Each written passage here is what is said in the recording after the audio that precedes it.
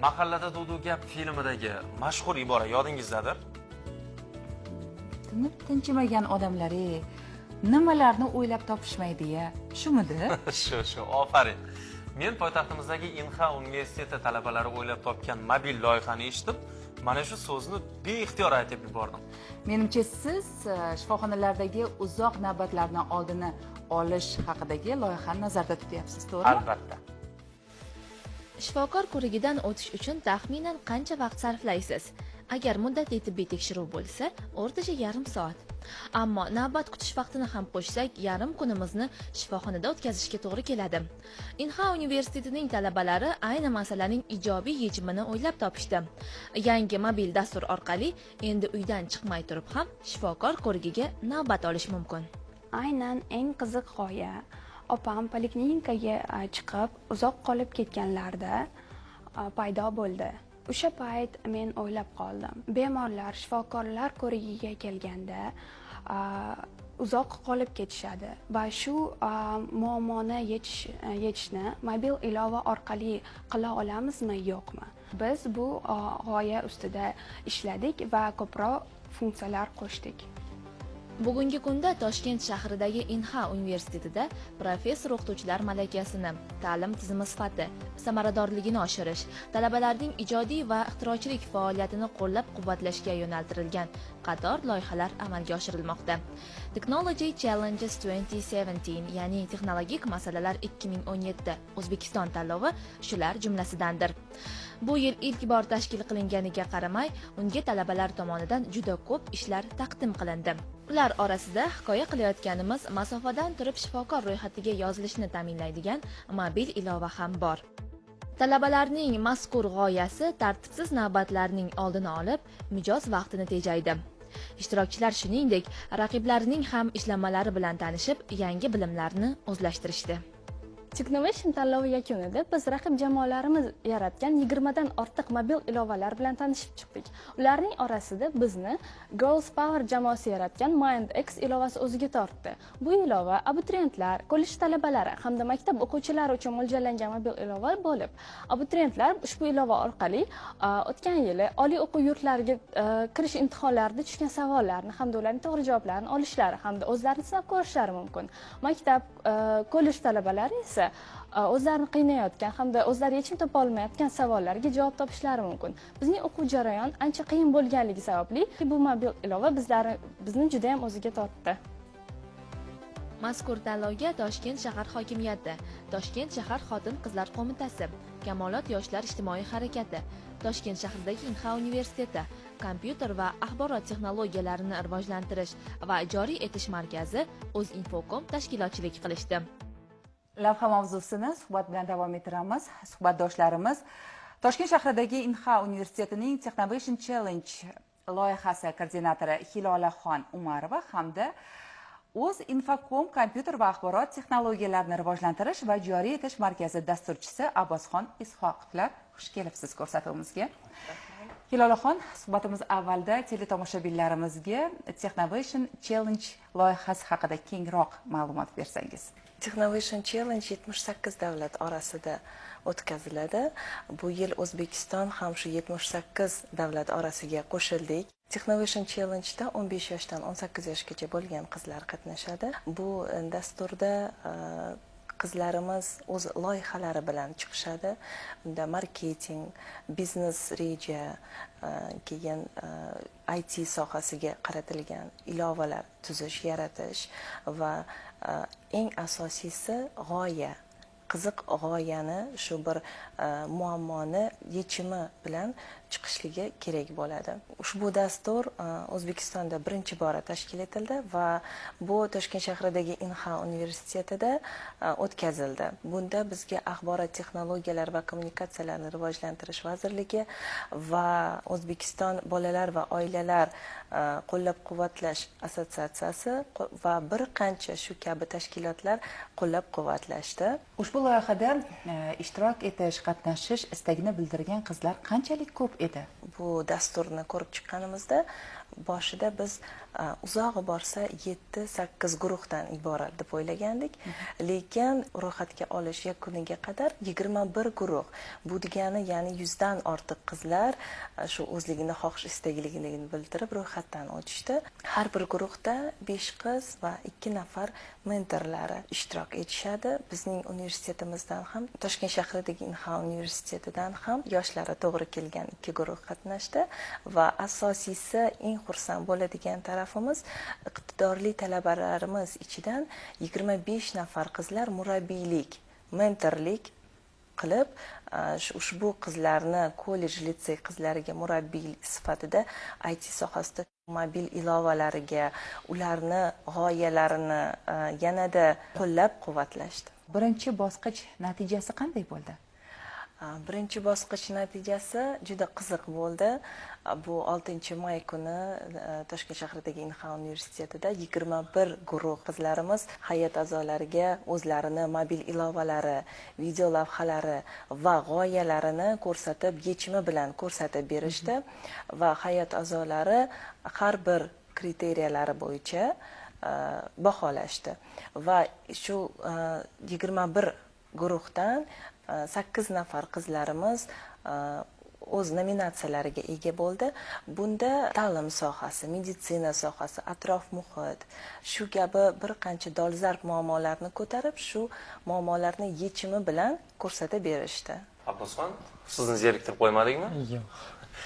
Bugungi kunda yurtimizdagi dasturchilarga bo'lgan talab qanday? Doimiy o'zini ustida ishlash, veb texnologiyasi bo'ladimi, mobil dasturlash bo'ladimi yoki kompyuterni o'ziga shu tizimlararo dasturlash bo'ladimi, har bir yo'nalishni tanlagan dasturchi o'z ustida har doimiy o'zini ustida ishlashni amalga oshirish kerak. Shundagina zamondan orqada qolmasligi mumkin. Sababi axborot texnologiyalar bugungi kunda jadal ketayotgan sohalardan biri hisoblanadi. Bu sohada doimiy o'rganishsiz yutuqqa erishish qiyin kechadi. Yangi texnologiyalarni o'rganmasdan bitta dasturlash orqali qilingan dastur keyinchalik talabalarga javob bermay qolishi mumkin. Demak, dasturchi har doim o'zida ishlashni to'xtatmasligi kerak, to'g'rimi? Mana siz mygov.uz saytini yaratgansiz.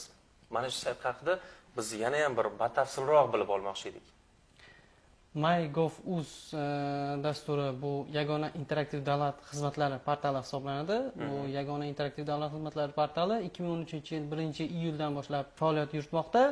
Yagona interaktiv davlat xizmatlari portali 2017-yil nomiga mos ravishda hozir xalq uchun, fuqarolar va tadbirkorlar uchun qulaylik sifatida ishga tushirildi. Tadbirkorlar o'zini davlat xizmatlariga bo'lgan ehtiyojini qondirish uchun davlat xizmatlari ofislariga borib o'tirishlari kerak bo'lmay qoldi. O'zbekiston Respublikasi fuqarolari barchasi mygov.uzdan foydalanish imkoniyatlariga egalar. Buning uchun bizda 4 xil ro'yxatdan o'tish uslublari bor. Ro'yxatdan o'tgan holatda xizmatlardan foydalanish mumkin. Ro'yxatdan o'tmagan holatda ham ba'zi bir informatsion turdagi ma'lumotlarga ega bo'lishlari mumkin. Masalan, Toshkent shahridagi avtobuslar yo'nalishlari, qaysi raqamdagi avtobuslar qaysi yo'nalish bo'ylab yurishadi, qatnash jadvallari qanday ko'rinishga ega, ularni oldindan bilishlari mumkin ro'yxatdan o'tmagan holatda. Bundan tashqari fuqarolarimiz davlat rahbarlari huzurlariga onlayn ravishda yozishlari mumkin.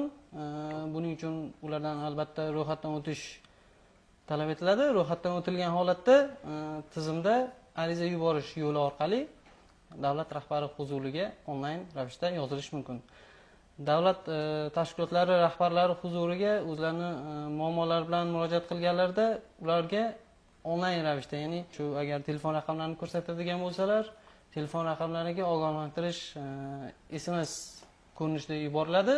Qaysi kun, qaysi vaqtda davlat tashkilotlari rahbari huzuriga kelishlari va muammolari bo'yicha suhbat qurishlari mumkin bo'ladi. Demak, sizni umumiy gapingizdan tushunishim bo'yicha o'sha navbat kutishlardan charchagan insonlar uchun juda ham qulay dastur bo'ldi. Shunaqami?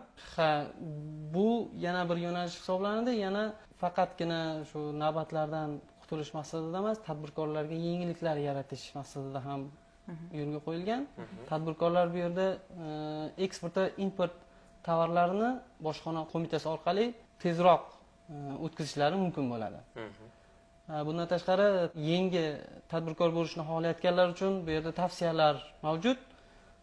Shu tavsiyalarga amal qilgan holatda bir darchalar ochilgan yurtimiz hududlarida shularga borish yoki onlayn ravishda o'zlarining tadbirkorlik subyektlarini yaratishlari mumkin. Abbosxon, bu dasturlovchilarning ham bo'sh vaqtlari bo'lib turadimi? Masalan, bo'sh vaqt bo'lsa, uni qanaqa taqsimlashadi? Albatta, kam bo'lsa ham bo'sh vaqtlar bo'ladi. Dasturlovchilar, ya'ni dasturchilar asosan bo'sh vaqtlarda sport bilan shug'ullanishlari talab etiladi.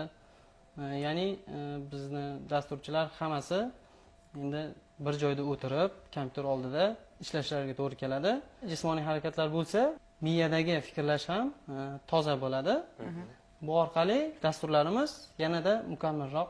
Demak, haqiqiy dasturlovchi bo'laman degan, ya'ni o'sha mukammal dasturlovchi bo'laman degan kishidan bo'sh vaqtida ko'proq sport bilan shug'ullanish talab etiladi. To'g'rimi? Hilola, boyagi mavzuga qaytadigan bo'lsak, endi tanlov g'oliblariga qanday imtiyozlar va mukofotlar beriladi? Shu haqda ham so'zlab bersangiz. Tanlov g'oliblariga 8 nominatsiya dedim. Ushbu nominatsiyani 7-may kuni Yoshlar ijodiy saroyida bir qancha homiylarimiz o'zlarini sovg'alarini taqdim etishdi va eng asosiysi shu nominatsiya ikkinchi bosqichimiz bor. U xalqaro bosqich. Bunda biz 21 guruhlarga imkoniyat berdik shu xalqaro bosqichda qatnashishlariga. Bunday xalqaro miqyosdagi tanlovda ishtirok etish bu qizlarimiz uchun ham sovg'a deb aytsak ham adashmagan bo'larmiz. Ham sovg'a, ham o'ziga xos tajriba. Tajriba, albatta. 21 guruh qizlarimiz, 100 dan ortiq qizlarimiz va 50 dan ortiq mentorlarimiz uchun Amerika Qo'shma Shtatlari elchixonasi tomonidan MIT Review jurnaliga 1 yillik obuna berildi va 8 nominatsiyaga ega bo'lgan qizlarimiz taqdirlandi homiylar tarafdan va eng biz uchun, bizning universitetimiz uchun juda xursand bo'lgan tarafimiz, eng asosiysi bizning universitetimiz qizlari 25 nafar murabbiylari, mentorlaridan 8 nafari Cisco kompaniyasidan o'quv markaziga yo'llanma berildi. Eng oxirgi bosqichdan o'tgan guruh Global Technovation, ya'ni shu eng oxirgi bo'lib o'tadigan marosim bayramga taklif etiladi. Bu Amerika Qo'shma Shtatlari, Kaliforniya shtatida bo'lib o'tadigan Silikon vodiysida bo'ladigan bayramga taklif etiladi. Tanlovda ko'zlangan maqsadga erishdik desam adashmagan bo'lamiz. Sababi har bir qizlarimizni o'zlarini g'oyalarini ko'rsata bilishdi. Bunda atrof muhitga ular befarq emasligini ko'ra bildik. Meditsina sohasimi, ta'lim sohasimi bir qancha loyihalar bilan chiqqanligi bizni yanada quvontiradi va o'ylaymanki, bu kelajakda bizning qizlarimiz uchun yanada yuqori tajribaga ega bo'lishlarida xizmat qiladi va Toshkent shahridagi Inha universiteti har bir yosh avlodni, talabalarni IT sohasiga bo'lgan qiziqishlarini har doim qo'llab-quvvatlaydi. Abbosxon, Hilolaxon, qiziqarli, mazmunli suhbat uchun, ko'rsatuvimizdagi ishtirokingiz uchun sizlarga minnatdorlik bildiramiz. Yana bir bora studiyamizda xush ko'rdik. Rahmat. Qadrli teletomoshabinlar, eslatib o'tamiz, suhbatdoshlarimiz Toshkent shahridagi Inha universitetining Technovation Challenge loyihasi koordinatori Hilolaxon Umarova hamda O'zinfocom kompyuter va axborot texnologiyalarini rivojlantirish va joriy etish markazi dasturchisi Abbosxon Isoqov bo'ldi. Dasturimizni mutolaa zavqi sahifasi bilan davom ettiramiz.